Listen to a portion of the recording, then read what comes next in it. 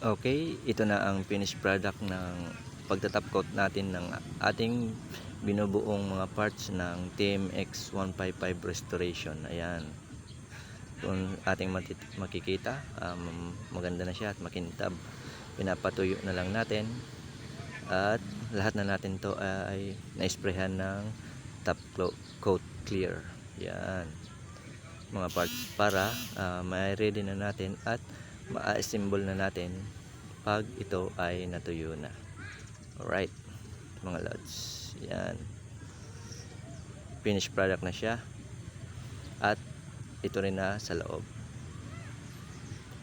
Yan, so ayun, unti-unti natin kinakabit yung mga ilang parts na napinturahan natin at na-applyan na natin ng top coat. Yan na siya.